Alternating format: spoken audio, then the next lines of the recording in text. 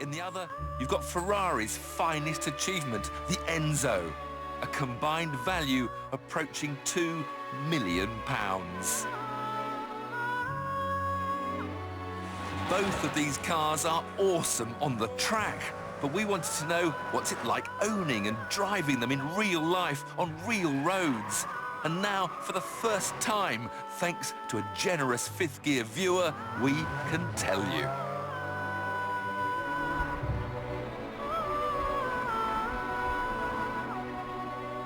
Chris Palmer is a self-made man who sees these delicious supercars as investments as much as toys. Probably, for me, they're as good as it gets. The McLaren is probably a bigger adrenaline pump. The Enzo, if anything, is a little bit easier to drive. With the cars back-to-back, we'll be able to tell you which gives the biggest thrill, which is the most expensive to run, and which drives the best. Come on, this is our Enzo for a day. There's nothing like this in supercar world. This is the supercar that looks more like a spaceship than any other. It's just stunning. And the closer you get, the more, I don't know, the more you want to open the door.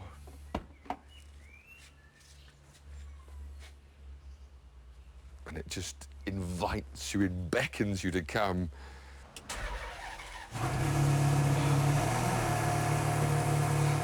My heartbeat's just got up about 50 beats, and that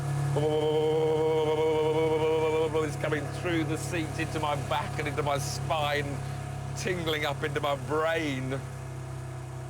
And I haven't even touched the throttle pedal yet.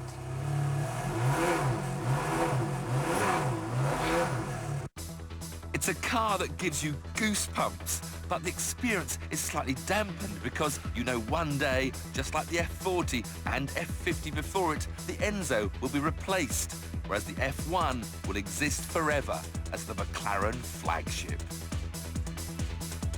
Now this, of course, is a race car that's been converted back for use on the road, so it hasn't got all the luxury interior. I've just got to remember how to get into a McLaren F1.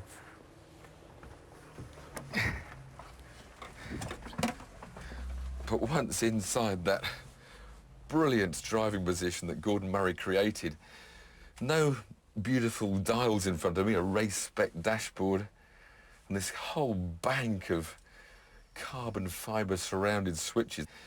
Time for some noise. Well, music to me.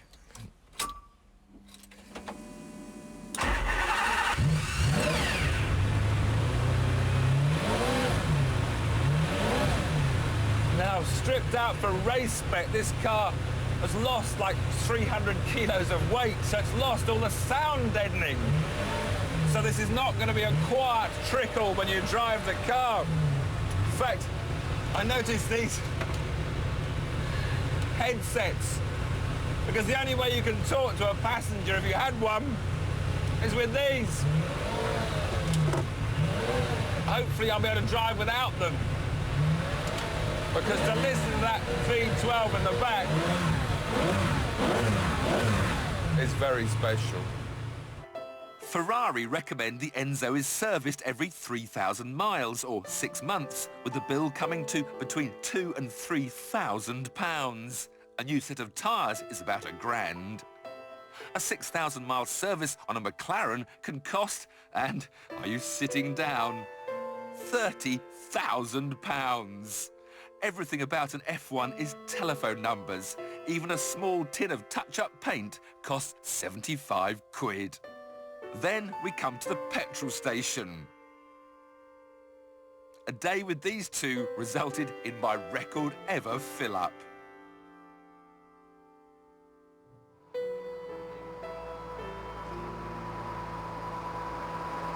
Now, whereas the Enzo does about 15 miles to the gallon, with the McLaren, you're going to be stopping at these fuel stations a bit more often, because this car in this specification does about 6 miles to the gallon.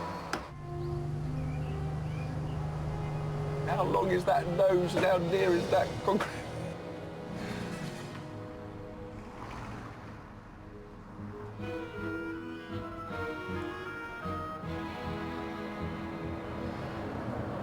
funny thing is I've now done some proper mileage in an Enzo, and it's nothing like what I thought it was. It's not an animal at all. It's calm, it's relaxed, it doesn't spur you on.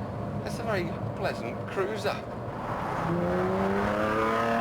And I think the reason why you feel so relaxed is the fact that you know there's so much extra performance available. You're never going to get anywhere near its limits on the public roads if you don't bother to try.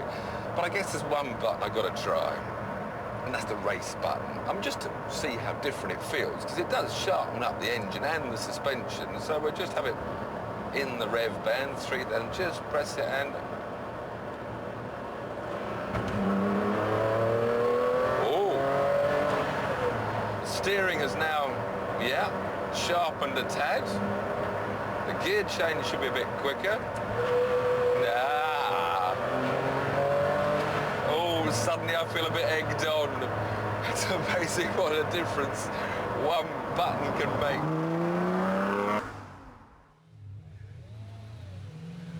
Oh my God, it's got no lock. It's got the racing rack, which is faster, and it's got no lock. Oh dear.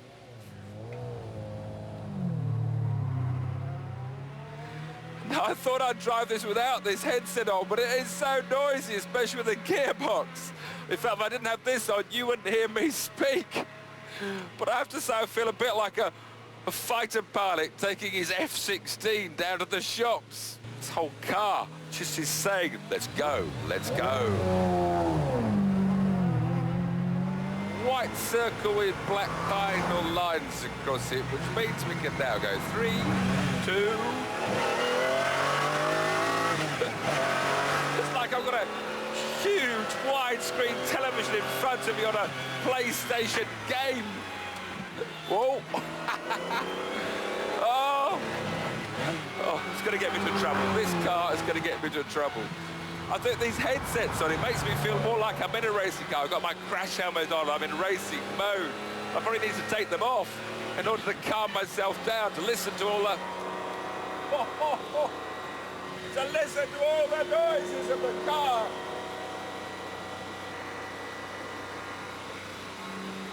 Oh my God. But getting back into McLaren is reminding me what supercars should all be about. And it's all about the driving. But most of all, it's just this stunning performance.